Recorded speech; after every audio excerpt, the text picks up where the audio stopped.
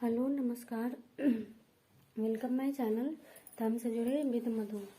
आज हम आपको बताएंगे कि किसी को भी नज़र क्यों लगती है और कैसे लगती है, उसका कारण क्या है और उससे बचने का उपाय भी बताएंगे। और लग भी गई है तो उसको आप कैसे दूर कर सकते हैं ये भी आप जानिएगा।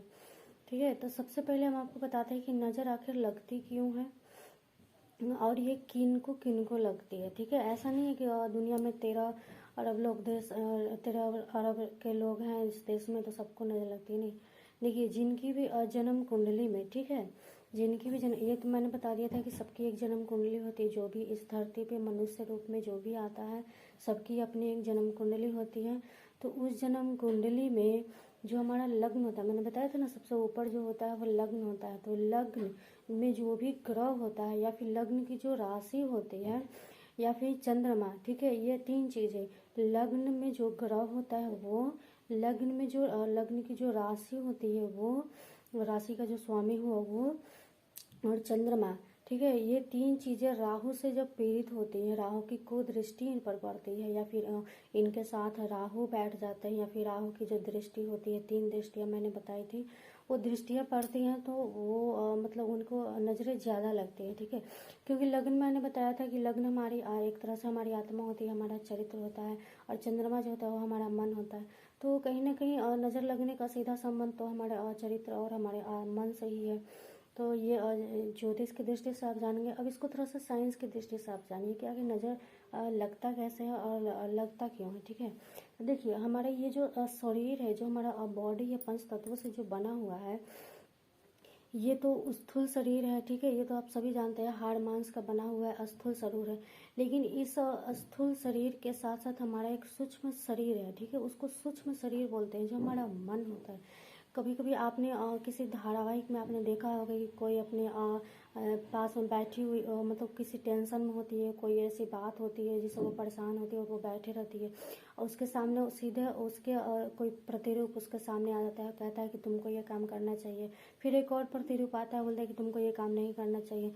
तो इस तरह से तीनों के बीच में आपस में मतलब एक तरह से बातों का जो है आदान प्रदान होते रहता है। तो वो क्या होता है, वो सूक्ष्म शरीर ही होता है। तो उसी तरह से हमारा सूक्ष्म शरीर एक होता है।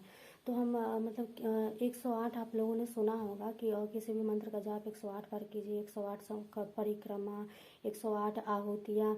तो 108 क्या है, हमारा जो ये हमारा जो स्थूल शरीर है, इस स्थूल शरीर में 108 ऐसे सूक्ष्म छिद्र होते हैं जिससे हमारा सूक्ष्म शरीर और स्थूल शरीर का मिलन होता है। ठीक है, इसलिए 108 की ज़्यादा भूमिका है हमारे ज्योतिष में कहिए और धर्म की, ये जो भी आप कहिए, तो ये आप जान गए। तो देखिए, हमारा जो सूक्ष्म शरीर होता है उसको एक नाम दिया गया है, हमारा एक नाम दिया गया है उसको ओरा। इंग्लिश में उसको ओरा बोलते हैं, औरा नहीं बोलते, उसको ओरा बोलते हैं। ठीक है, और हिंदी में उसको आभा मंडल दिया गया।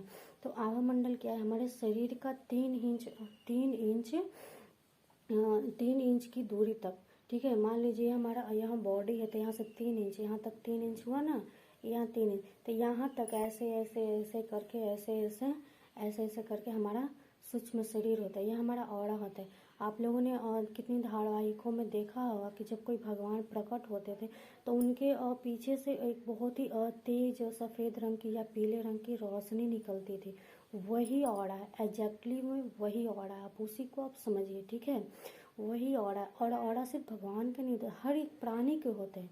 लेकिन पॉइंट ऑफ व्यू ये है कि ऑरा पॉजिटिव है यानी सकारात्मक है, यानी अच्छी सोच वाली है, या पॉजिटिव ना होकर के निगेटिव है, नकारात्मक है, खराब सोच वाली है। ये दोनों में डिफरेंट होता है। तो इस डिफरेंट को पहचानने का सबसे सीधा उपाय यह है कि मान लीजिए आप किसी के संपर्क में आए और उनके संपर्क में आप 10 मिनट बैठे और उसके बाद आपको अच्छा महसूस हो रहा है, आपको लग रहा है कि आपकी परेशानियों का निदान हो रहा है, वो आपको कोई अच्छा मार्ग बता रहे हैं, वो आपकी हेल्प कर रहे हैं, तो जाहिर सी बात है उनकी ऑरा जो है वो पॉजिटिव है। लेकिन कोई ऐसा व्यक्ति है जिनके पास आप 10 मिनट बैठ रहे हैं लेकिन आपको लग रहा है कि आप बैठने के लिए मजबूर हो रहे हैं, आपको लग रहा है कि बस जितना जल्दी हम इनके पास से हटे, तो इसका मतलब यही है कि उनकी ऑरा जो है वो निगेटिव है। तो पॉजिटिव ऊर्जा पॉजिटिव ऑरा की भी नज़र लगती है तो वो तो अच्छी बात है। अगर आपके ऊपर किसी अच्छे विद्वान की, अच्छे पुरुष की, या फिर स्वयं आपके इष्ट देव की नज़र पड़ गई, उनकी नज़र लग गई तो अच्छी बात है, इससे अच्छी बात कोई हो ही नहीं सकती। लेकिन अगर वही निगेटिविटी वाले व्यक्ति की जब उनकी नज़र हमारे पर पड़ जाती है और उनकी नेगेटिविटी हमारे पॉजिटिविटी से ज़्यादा होती है, उनकी परसेंटेज ज़्यादा होती है, मतलब मान लीजिए कि हमारी पॉजिटिविटी की जो परसेंटेज है वो 25% है, ठीक है, 25% हमारे अंदर पॉजिटिव है और बाकी के 75% नेगेटिव है। लेकिन फिर भी 25 को हम मान रहे कि चलो 25 ही सही, लेकिन अच्छा है, होता है ना, मान 25 ना मान कर 50% मान लीजिए कि आपके अंदर 50% पॉजिटिव है, बाकी के 50% नेगेटिव है। लेकिन अगर आपके पास में, आपके नज़दीक में कोई ऐसा व्यक्ति आता है जिसका 75% नेगेटिव है, तो क्या होगा, उसका जो 25% होगा वो आपके ऊपर हावी हो जाएगा, तो आपका हो जाएगा 75%। लेकिन आपके भीतर तो 50%, तो आपका जो 25% जो एक्स्ट्रा रहेगा वही आपका नज़र लगना है। तो उस 25 को हटाने के लिए बहुत सारे उपाय हैं। सबसे पहला उपाय यही है कि आप चित्त मन से शांत होकर बैठे, आप योगा करें, योगा कीजिए और सुबह सुबह सैर कीजिए। अगर इससे भी आपको फ़ायदा ना पहुँचता है तो फिर आप स्नान कर लीजिए। ये तो सुबह की बात है, वो तो डेली करने की चीज़ है, उसको आप डेली जीवन में बना सकते हैं, ठीक है। तो सबसे पहले उसको नज़र उतारने की कोशिश कीजिए। जो मैंने पिछले वीडियो में मेथड बताया था कि उसको नज़र उतारिए। लेकिन बच्चों की नज़रें ज़्यादा लगती है क्योंकि उनका ऑरा काफ़ी कमज़ोर होता है, उन्हें तो खुद नहीं पता होता है कि उनको कैसे जीना है, कैसे रहना है, कैसे क्या करना है। तो सबसे ज़्यादा नज़रें बच्चों को लगती है। लेकिन उन बच्चों को ज़्यादा नज़रें लगती है जिनकी जन्म कुंडली में लग्न होता है, या लग्न की जो राशि स्वामी होती है, या फिर चंद्रमा जो होता है वो राहु से पीड़ित होता है। तो मान लीजिए जब किसी की नज़र लगती है तो फिर क्या होता है, ये भी तो सवाल लगा कि नज़र लग गई और हम कैसे जानेंगे कि हमारे ऊपर नज़र लग गई। तो आप ऐसे जान सकते हैं कि पहले से मतलब दोपहर तक बच्चा ठीक ठाक था और दोपहर के बाद बच्चा अचानक रोने लगा, चिड़चिड़ापन, दूध नहीं पी रहा है या फिर अपनी माँ का दूध नहीं पी रहा है, चिड़चिड़ापन सा हो गया, कुछ खा पी नहीं रहा। तो ये बच्चों के मतलब ये आम लक्षण होते हैं नज़र लगने की, क्योंकि उनको नज़रें ज़्यादा जल्दी लगती है, उनका ऑरा उतना पॉजिटिव होता नहीं है, नेगेटिव भी नहीं होता और पॉजिटिव भी नहीं होता है। तो उनके ऊपर जो भी ऑरा का जो भी इफेक्ट रहेगा, नेगेटिव वाला या पॉजिटिव वाला जो भी इफेक्ट रहेगा वो पड़ जाएगा। तो अपने बच्चों को जितना हो सके नेगेटिव लोगों से दूर रखें। और उनको आप सुबह शाम की जब आपकी पूजा होती है, आरती होती है, तो आरती वाली जो लौ होकर के हम लोग ऐसे लगाते हैं ना, तो उनको आप नित्य प्रतिदिन लगाते रहिए। और उनको पूजा वाला जो जल होता है वो जल आप पिलाते रहिए, 1 चम्मच 2 चम्मच 10 चम्मच 1 गिलास जितना आपसे बन पड़े वो पूजा वाला जल पिलाइए। और बच्चों को जो स्नान करने के बाद जो धूप लगाया जाता है वो धूप उनको लगाते रहिए। और अगर मान लीजिए बच्चों को ज़्यादा नज़रें लग रही है, मतलब कभी ऐसा होता है कि जल्दी जल्दी बीमार पड़ जा रहा है, सर्दी जुकाम हो जाए, क्योंकि चंद्रमा का सीधा संबंध सर्दी जुकाम से है, जल से है, तो ज़्यादा जल्दी सर्दी जुकाम हो जाना, फीवर आ जाना, मतलब पता नहीं चलता है कैसा क्यों हो रहा है, डॉक्टर भी एनालाइज नहीं कर पाते हैं।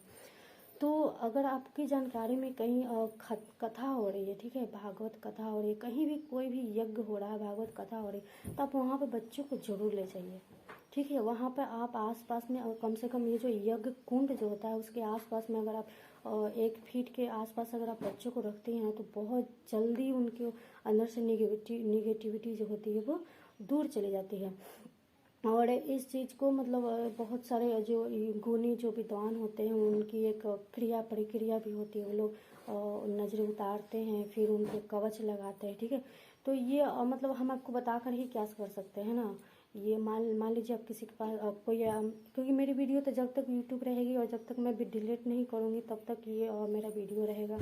तो देखिए जब आप किसी गुणी विद्वान के पास जाते हैं नजर उतरवाने के लिए तो वो क्या करते हैं, पहले तो रेकी होता है, ठीक है, रेकी ऐसे यहाँ पे ऐसे लगा करके 3 बार ऐसे टच करके वो पहले नेगेटिविटी को सोखते हैं अपने अंदर, उस नेगेटिविटी को खींच लेते हैं उसके बाद उनके ऊपर कवच लगाते हैं। कवच लगाने की प्रक्रिया होती है कि वो चारों तरफ बच्चे वो जो भी होते हैं उनकी परिक्रमा करते हैं। परिक्रमा करने के साथ साथ वो अपने जो उनकी सिद्धि को ही मंत्र होती है उन मंत्रों का जाप करते हैं और उनको बिल्कुल एक तरह से उनको बांध देते हैं और एक समय बता देते हैं कि इतने समय तक बच्चा सुरक्षित रहेगा। क्योंकि हर चीज़ की एक डेट होती है, ऐसा नहीं है कि किसी ने आपको दे दिया अभिमंत्रित करके तो लाइफ टाइम हो जाए, नहीं है, हर चीज़ की एक डेट होती है। ठीक है, तो ये तो बहुत ऊपर चीज़ की हो गई। अगर आपको लग रहा है कि मतलब वाकई में ऐसा हुआ है और मतलब इन उपायों से राहत नहीं मिल रही है तो आप देखिए ऐसे कोई अगर मिलते हैं तो आप उनको ढूंढिए, और नहीं तो यज्ञ जहाँ होता है वहाँ पर बच्चों को ले जाइए। और नहीं तो छोटी छोटी जो बच्चों में चिड़चिड़ापन है, दूध पीना है, दूध नहीं पी रहे हैं, माँ का दूध नहीं पी रहे, तो उनके लिए सबसे अच्छा उपाय है, ठीक है, देखिए संध्या काल समय आप शुक्रवार से कोशिश कीजिएगा। ठीक है, शुक्रवार से आप संध्या के समय जब सूरज डूब रहा होता हो, ठीक है, डूबने के पश्चात जब डूब रहा होता है तब आप स्टार्ट कीजिए बच्चों को। और घर के अंदर नज़र नहीं उतारनी चाहिए, ठीक है, घर के अंदर नहीं। जब भी आपको नज़र उतारनी है आप घर से बाहर निकल कर नज़र उतारिए, खुले स्थान में नज़र उतारना चाहिए। ठीक है, तो आप बच्चे को अपने गोद में ले लीजिए।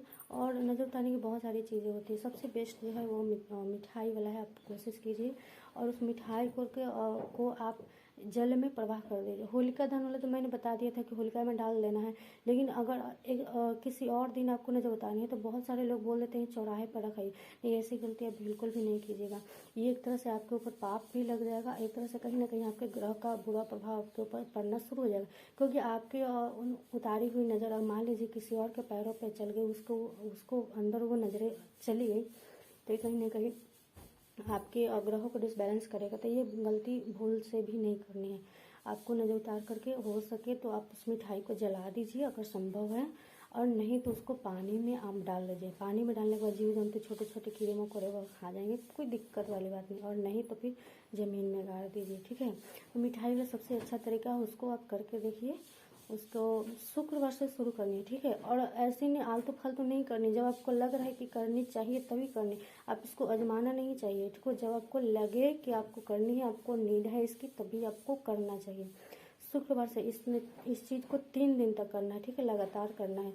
शुक्रवार से शुरू करना है शनिवार तक, शनिवार को फिर संध्या का समय और फिर रविवार को संध्या के समय, और घर से बाहर निकल कर करनी है। और ये जितना हो सके आप इस चीज़ को गुप्त रखिए, किसी की नज़र ना पड़े, वो उतना ही बेहतर होगा। ठीक है, क्योंकि पूछने से भी फिर दूसरे की नज़र आ जाएगी, तो फिर इधर की नज़र उधर की नज़र, फिर फ़ायदा नहीं होगा। ठीक है, तो आपको ये जानकारी कैसी लगी, मैंने बता दिया कि नज़र कब लगती है, नज़र लगने से हम क्या कर, नज़र लगने पर हम क्या करें, नज़र लगने के बचाव, मैंने बचाव नहीं बताया, बचाव क्या है। ठीक है, छोटे बच्चे हैं तो वो तो कुछ कर नहीं सकते, उनको तो हम ही कर सकते, तो मैंने बता ही दिया कि अगर यज्ञ कुंड हो रहा है तो वहाँ ले जाइए, नहीं तो पूजा सुबह शाम की पूजा की आरती है, उस आरती की उनकी लौ लगाइए, पानी पिलाइए पूजा वाली, और नहाने के बाद कम से कम 10 मिनट उनको धूप में रखिए।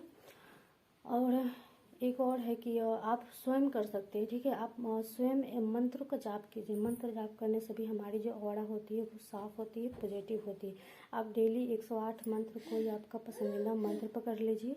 मंत्र और सबसे अच्छा मैं तो कहूँगी ओम नमः शिवाय सबसे अच्छा, सबसे एक तरह से क्या कह सकते हैं उसको, एक बैलेंस वाला है वो ना, वो ठंडा ठंडा ठंडा है लेकिन वो गर्म नहीं है। जैसे आप नवाण मंत्र का जाप करिएगा तो उसमें बहुत एनर्जी होती है, उसके अंदर इतनी एनर्जी है कि आदमी के अंदर एक तरह से गुस्सा भर देता है। ठीक है, उस मंत्र में एनर्जी बहुत है।